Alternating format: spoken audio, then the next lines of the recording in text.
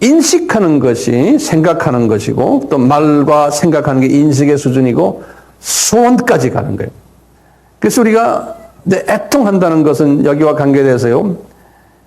그냥 막 우는 것도 있지만 그것보다는 먼저 인식하는 거예요. 주여, 제가 이렇습니다. 제가 이렇네요. 그리고는 이것을 좀 소원까지, 이것을 좀 제거해 주십시오. 이 수준에서 벌써 내 마음이 그렇게 가 있으면은 이것은 애통이라고 좀 보거든요. 그리고는 나중에 안타까워하면서 눈물까지도 이제 연결될 수 있죠. 이런 걸 모든 것을 통틀어서 이제 애통이라고 이제 예수님께서 말씀하셨어요. 이 애통하는 사람은 예수님이 약속이 따라오는 거예요. 뭐냐? 저희들이 미래에 위로를 받을 것이요. 그랬어요. 위로. 위로를 받는다는 그 다음 장 보세요. 위로를 받는다는 건 컴포터예요. 컴포터. 우리 요한복음 14장 16절에 보혜사 성령님을 주실 것이다 그랬죠.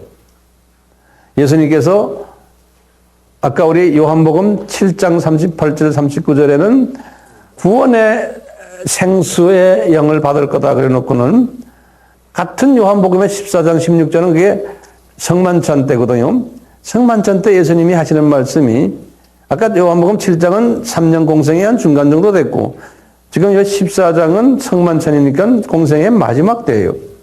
이때 말씀하시기를 내가 아버지께 구하겠는데 너희들에게 파라클레토스를 주시게 하겠다는 거예요. 그러면서 이것도 성령님이라는 거예요. 파라클레토스. 그러면 우리 질문이 있는 거예요. 도대체 우리 속에 계신 구원을 하신 성령님과 이 파라클레토스 성령님과는 어떻게 다릅니까? 성령님이 두 분입니까? 아니에요. 지금 이걸 잘 정리하세요. 성령님은 한 분이세요. 그렇죠? 그런데 성령님은 우주 구석구석 어디 다 거기에 계세요. 편만해서 계세요. 내 속에도 계시고 우리 기독교인들은요.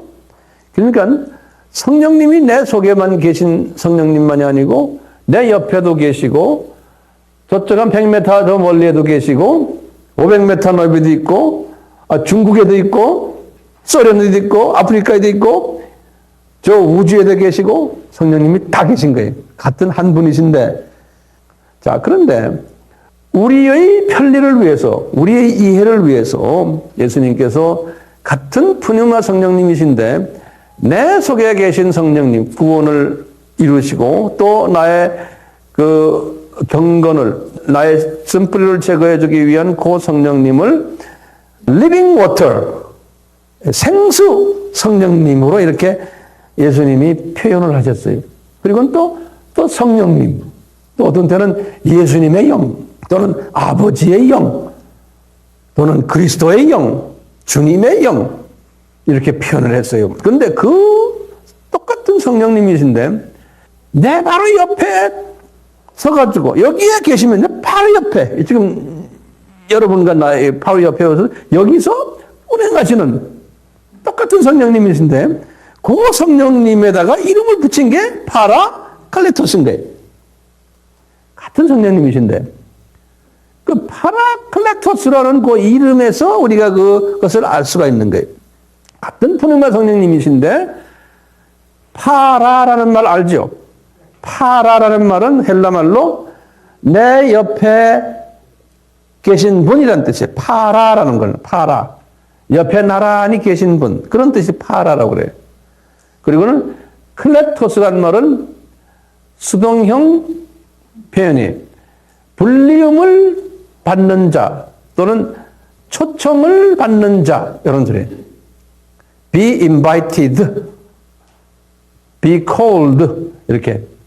그러니까 내 옆에 계신데 항상 내 옆에 계신데 이분이 내 옆에서 뭘 하시냐, 뭘 기대하시냐면 내가 초청하기를 기다리는 분, 이런 뜻이 파라클레토스라는 표현이.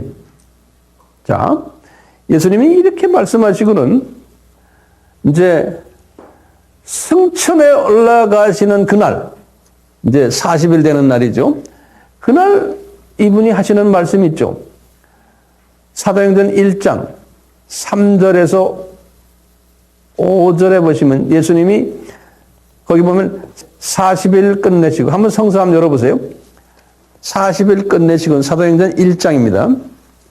1장 3절에서부터 쭉 보시면 너희들이 이제 예루살렘을 떠나지 말고, 이제 그 4절에 거기 보면 아버지에게 부탁해서 아버지가 약속하신 것을 기다려라.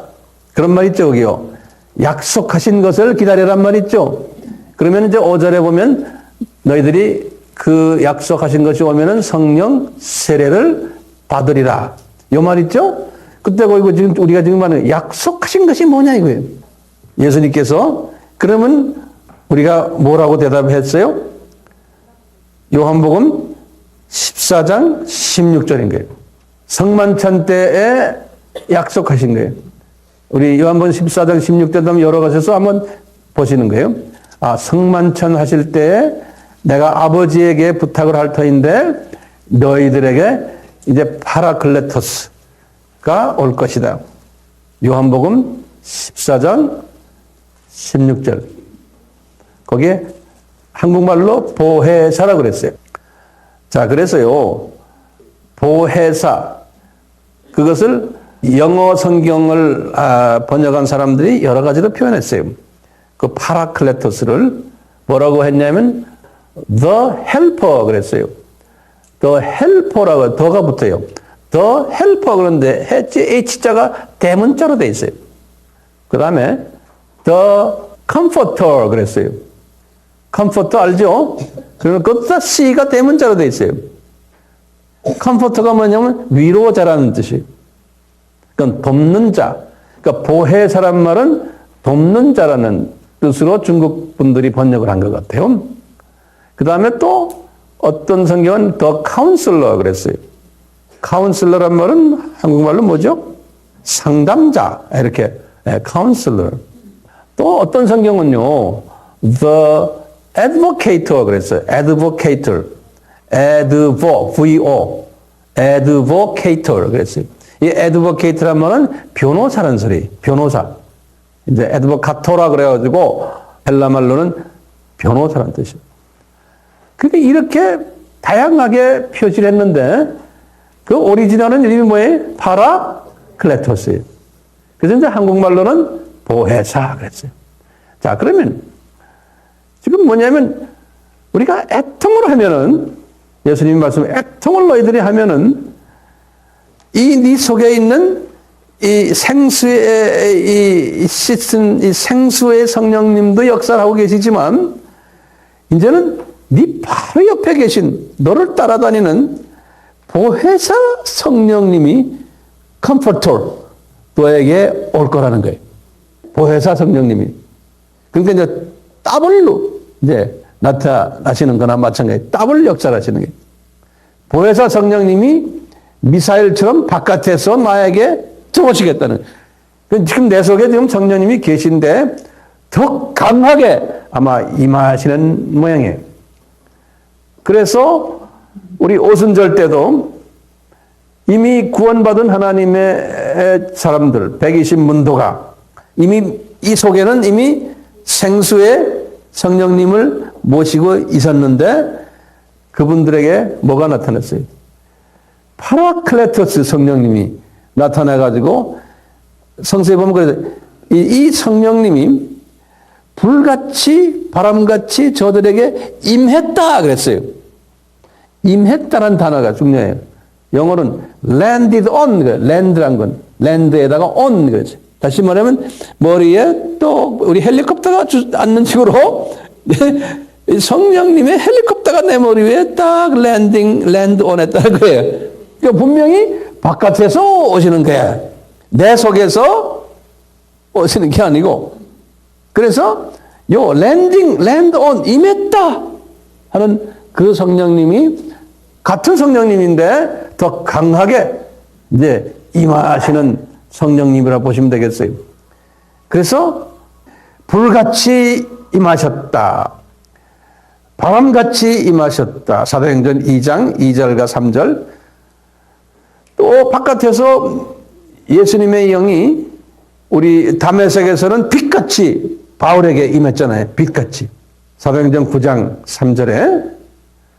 또는 우리가 성령님이 우리 마태복음 3장 16절에 요단강에서 예수님이 세례를 받으실 때 성령님이 비둘기같이 임하셨다. 다 바깥에서 외부에서 임하시는 성령님이에요.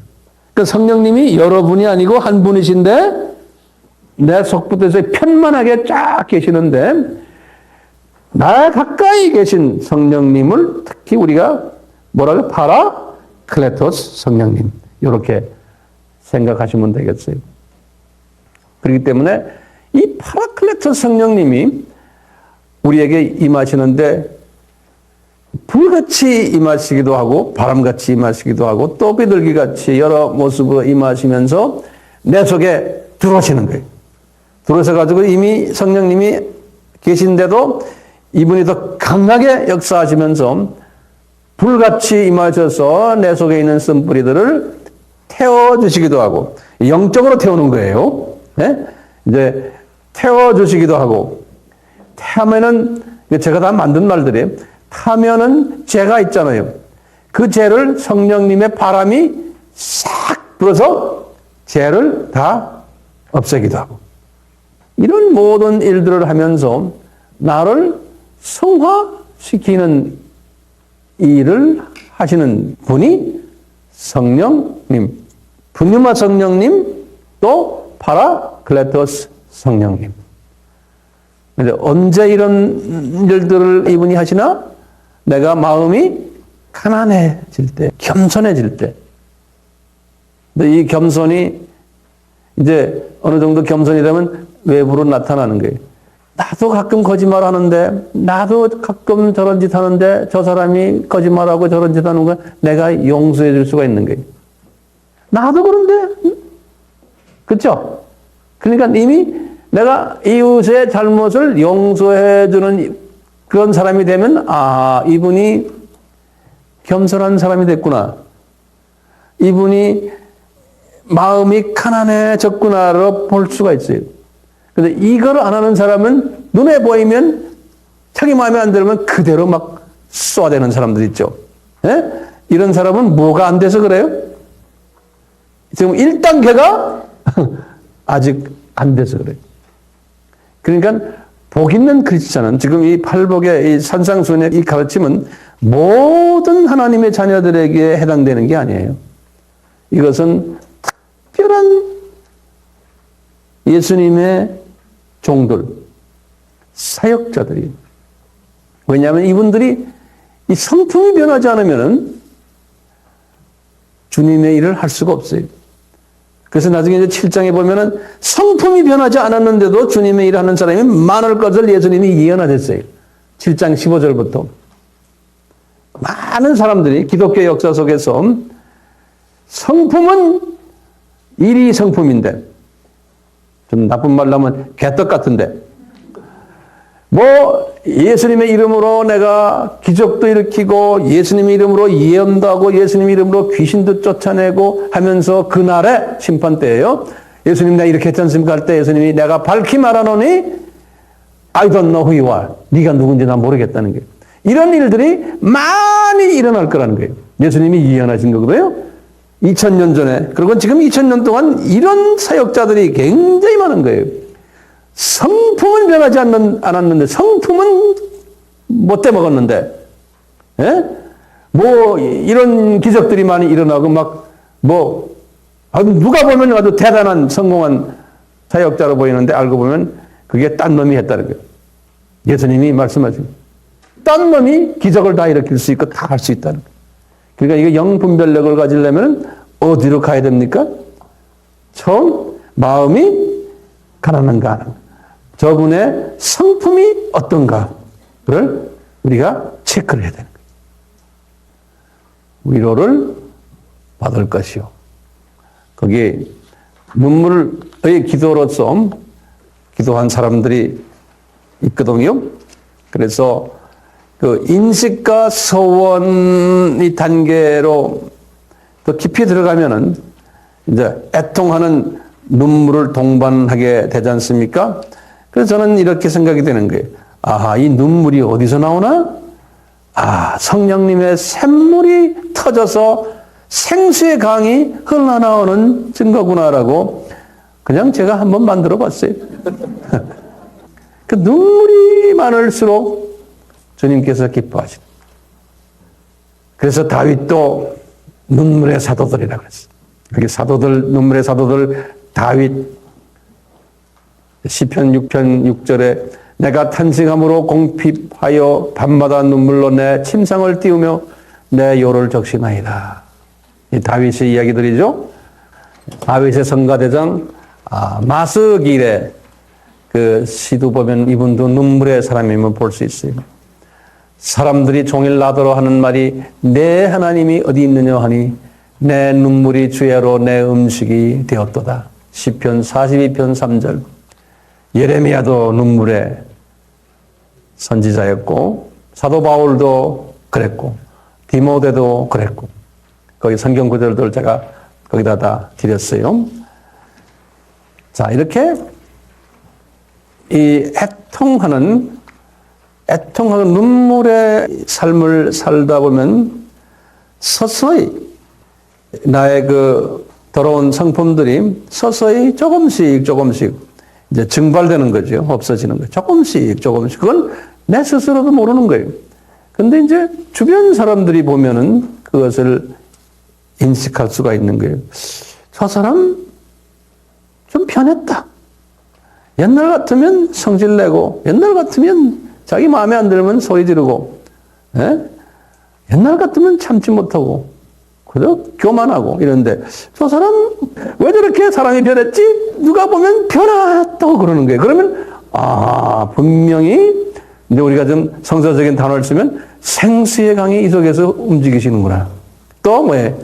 파라클레토스께서 나에게 임하시는구나. 이거는 우리가 짐작할 수 있죠. 그러니까 본인은 모르는 거예요. 그리고는 저 사람 얼굴색이 변한다. 네? 얼굴이 온화하게 보인다. 옛날엔 그냥 무섭게 보였는데 그런 경험들 다 하시죠?